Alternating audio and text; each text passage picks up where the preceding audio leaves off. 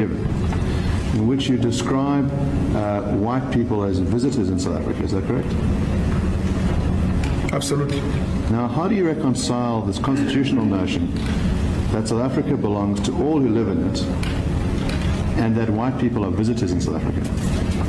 You arrived here as settlers in 1652. It's a historical fact. And you were using South Africa as a refreshment station. You were not here to settle. You were passing.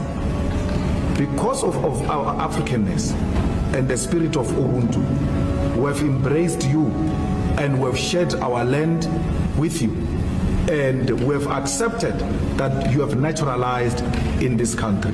But it doesn't change the fact that you came here as a visitor. So let me ask you that, let's clarify that. Yes.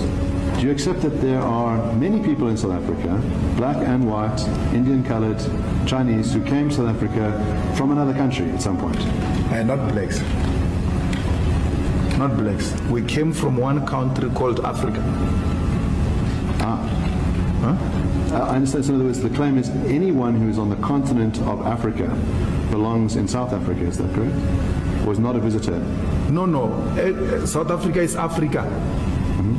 We are one country called Africa. This South Africa you are talking about was imposed on us. So we didn't come from anywhere. Speak for yourself. We didn't come from anywhere.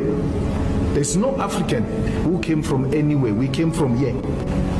I mean, my Lord, I cannot come from the second bedroom in this house and then I find you in another bedroom in the same house and then you say I came from somewhere.